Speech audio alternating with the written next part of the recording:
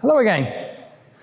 I'm going to very briefly talk about this contraption. This is AMS, which is my acoustic modular synth. It's like any modular synth, where, if people know what that is, where basically you have a patch bay of leads, and according to how you patch it up, you get a certain type of outcome. But in AMS world, that's what this is called. In AMS world, you get only acoustic outcomes.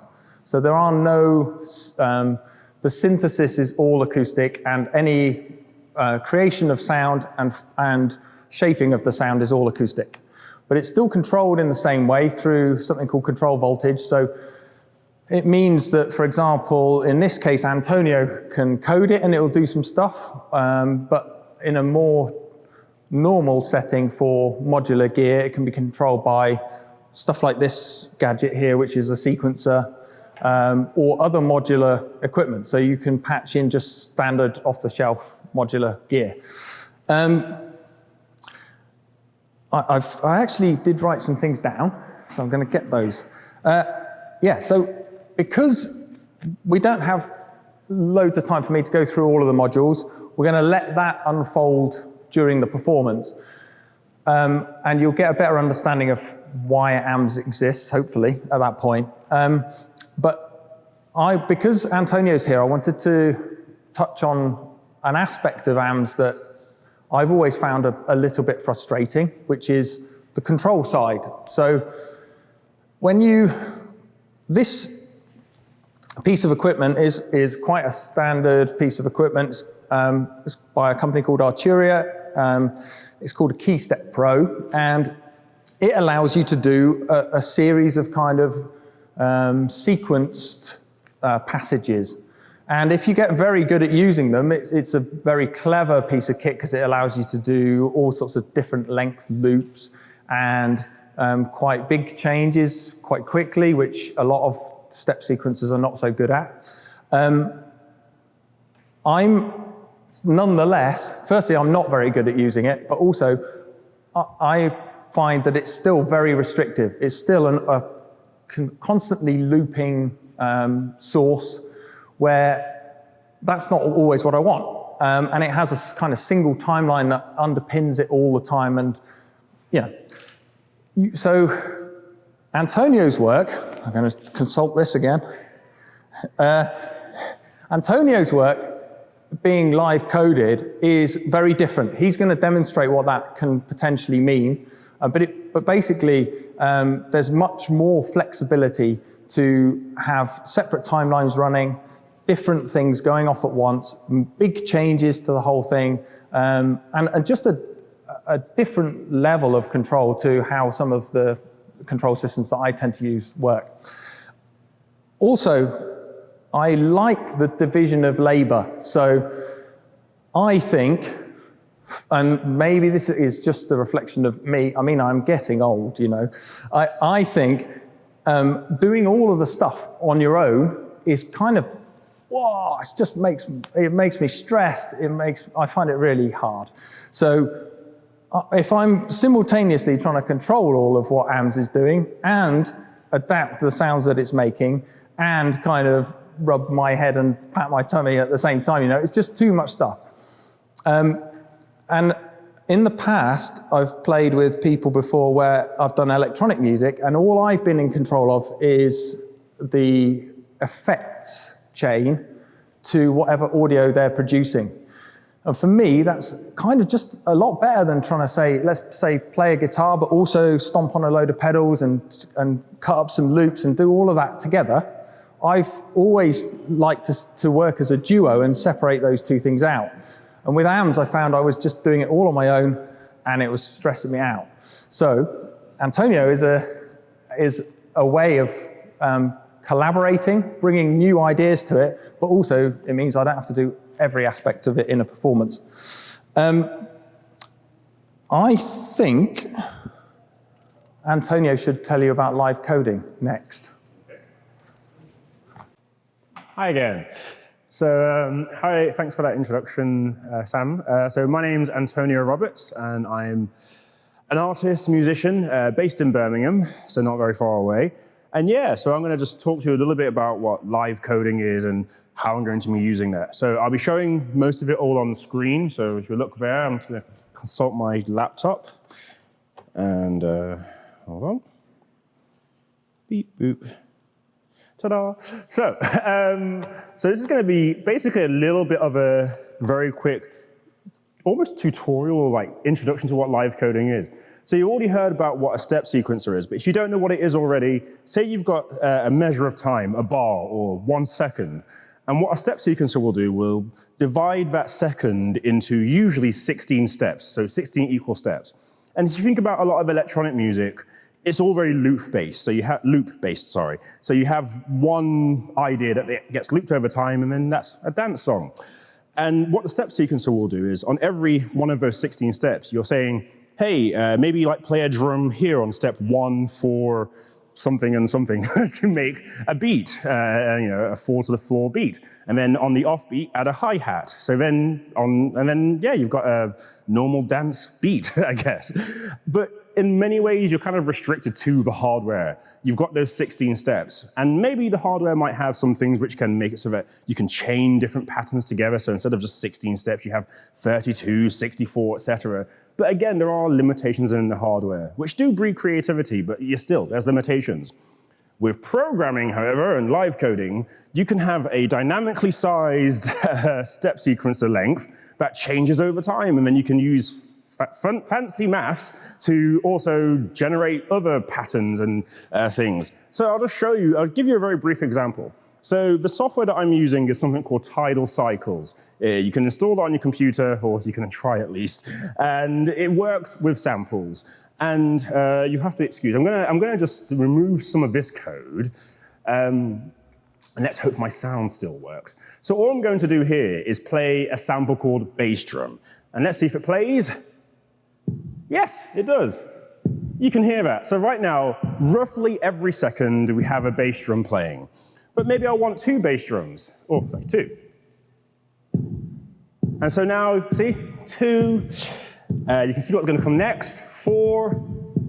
And see, already we've got a bit of a dance song. And if I go back to what I was saying before, add on the offbeat, a hi-hat. I just muted it for a second. So let's do D2.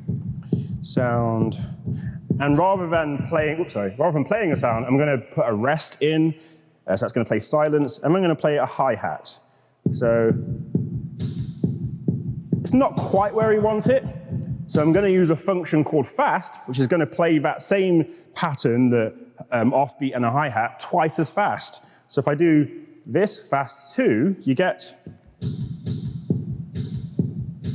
Okay, not quite the same, not quite what I wanted. So let's do fast 4. Hey, there we go. Now we're in the club. And then finally, I'll add in a clap as well. So the clap will be slower and on the offbeat. Let me just move that up a bit so you can see it. So now, if I run this, not quite, so let's put fast there as well.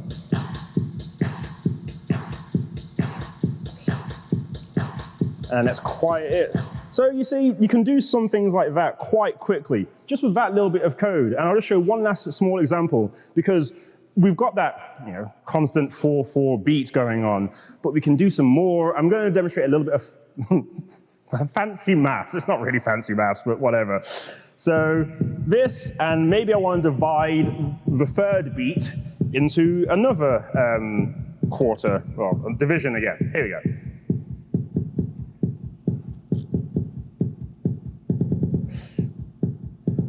And you see already we've got something that's changing. And the last thing that I'll show is, because right now I'm doing essentially what you'd have on a step sequencer. I'm inputting different events on a timeline. But maybe I wanted it so that every, say, 4th cycle, that pattern at the top changed somehow. And that's where we can use conditional logic.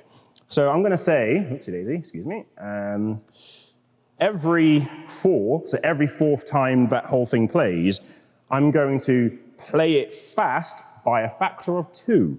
Let's play that. So first time, second time, third. Oh, we're on the fourth already. So 1, 2.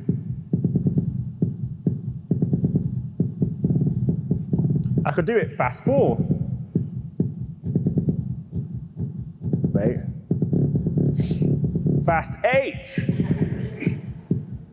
And I apologize for what's going to come next. Fast 64.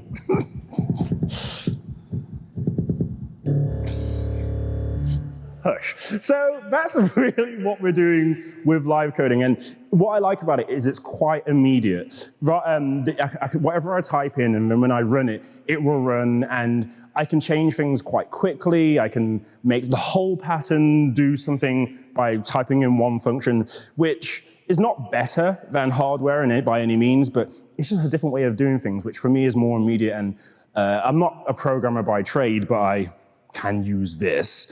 And it's just new and exciting. So live coding really, as a practice, under the name live coding, it's only, I guess, been tagged that since, I guess, the mid-2000s, and I perform at these events called Algo Raves, and I've been performing at them since 2014. They happen all over the country. There's been a few happen in Birmingham, but most of the activity is in Sheffield and London, so do check those out. And yeah, and you can do a lot more with it. You can play musical notes, you can play lots of different types of music, and I'll just demonstrate a few things that I made earlier, which sound more quote-unquote normal. So if we go down here, I won't talk over this, I'll just play a bit of it.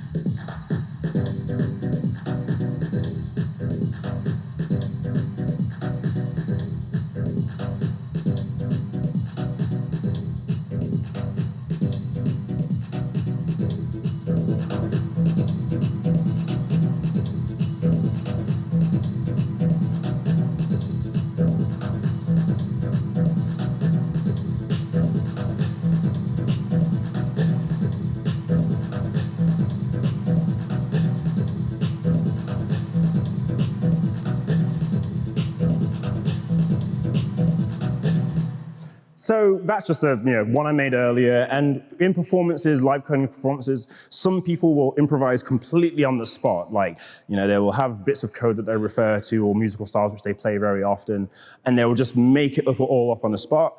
Some people, like myself, as you saw here, will have it pre-written.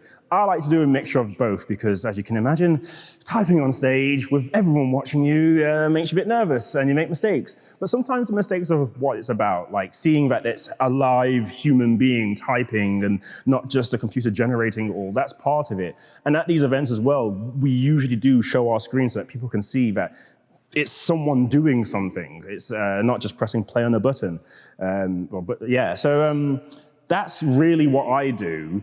And I'm really excited to be playing with this because I'm going to be controlling this machine using this code, which our rehearsals have been great because we've had to essentially create a third language. We've got this language, and somehow having to make both of them talk to each other and understand each other, which has resulted in, we've only had a bit of smoke happen once, actually. Only one thing got set on fire. So I think that's kind of a win, personally.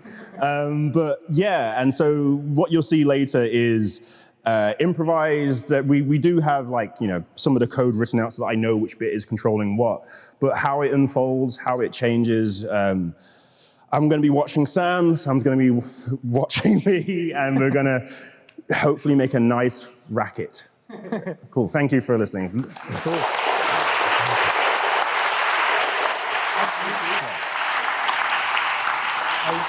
There you are. I wonder if anyone, before Antonio totally disappears, whether anyone has any questions for me or Antonio or both.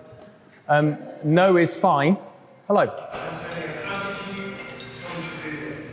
To do live coding. I've always been, I guess, a bit interested in making art with computers anyway, and it was actually through a friend, Shelley Knott, who I used to be in a laptop band with. So again, always been in the area of it all, and she just introduced me to the community, and the community of live coders is very friendly. They really want to like show off what they do and really want to demonstrate it. So, and now these days it's a lot easier. If you were just to search for live coding, you will see plenty of tutorials out there and people willing to help. One of them might even be me. So, but yeah, it really is just an interest. Yes. Not in the slightest. I have a guitar, but everyone does, so I'm not. But, you know, and a lot of how I learnt all of this was through watching people, because at these live coding events, the code is on screen. So if there's something that you like, you just copy paste it. And, you know, take a screenshot and then do it yourself. And if you like it, then yeah, it's yours. All right, cool. Any more questions? Yes, Jason?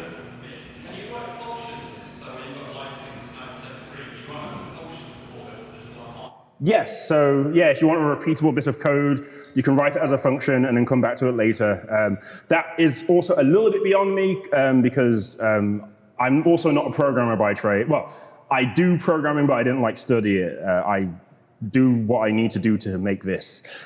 So yeah, you can write functions. You had a question as well. The software is called tidal cycles. Yeah, tidals and waves, but there's lots of other ones out there. So this one is written in a programming language called Haskell. If you're a Python person, there's one called Vortex. There's another one in JavaScript called Strudel. What have you, there's ones for what you want to do. Any more questions? Yes? I was wondering, with the numbers you set and the names you've given, because I'm not called that, I don't understand much of it. Are these like preset sounds that come with the software, or are these things that you've designed? Yeah, so with what I was playing, when you download the software title, it comes with a bunch of samples already. So BD is already, it's just a folder full of WAV files on your computer that are in the folder BD, bass drum. So but if you want your own samples, you can call them what you want. You could have cow sound and it's a cow or whatever you want. But you can also, as we're doing here, send out MIDI. So if you have a MIDI device, whether that be a VST or a hardware synthesizer, as long as it can receive MIDI, you can send MIDI from here to it, as you will see.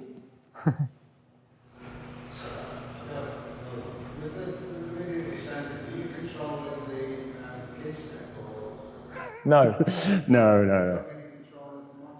All of the, that's part of what we've been working on is how to interface between the live code and MIDI and this, because normally this only talks control voltage. So the key step is acting as a converter of MIDI to CV.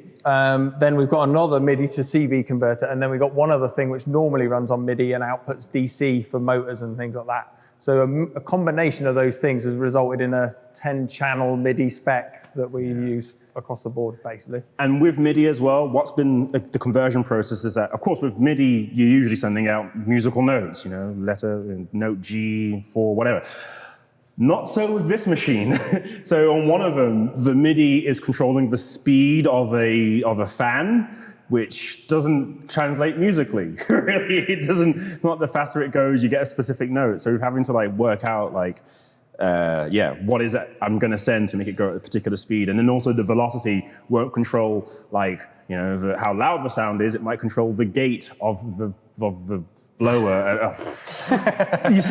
Luckily, you will see again soon about Save Now. When you see the code, I have left notes on it for myself, but also for you, so you can see which code is doing which. And I have got a few descriptive notes which tell you what it's kind of doing.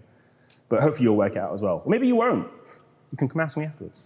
Just because time, we're going to say thank you very much to Antonio now, but I'm sure he won't mind if you chat with him about live coding later on. Yeah, sure. Cool. Thank you. Thank you.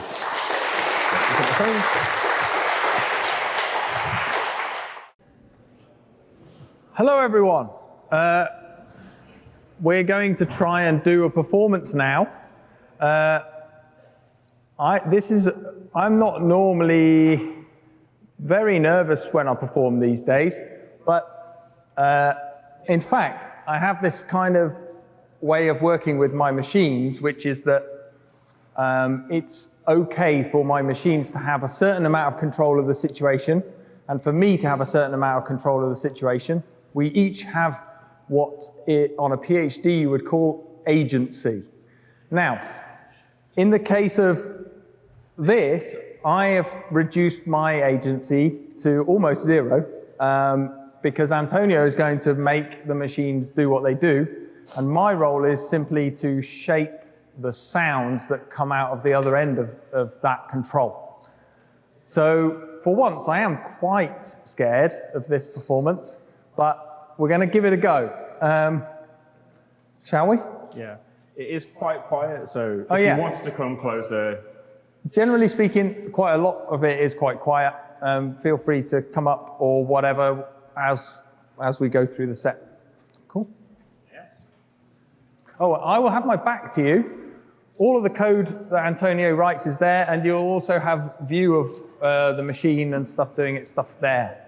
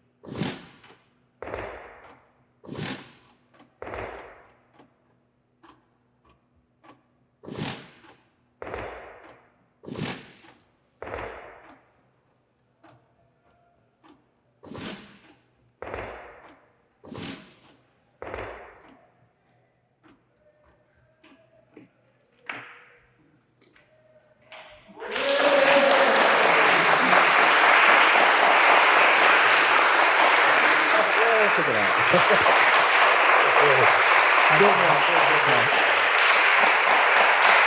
Thank you very much.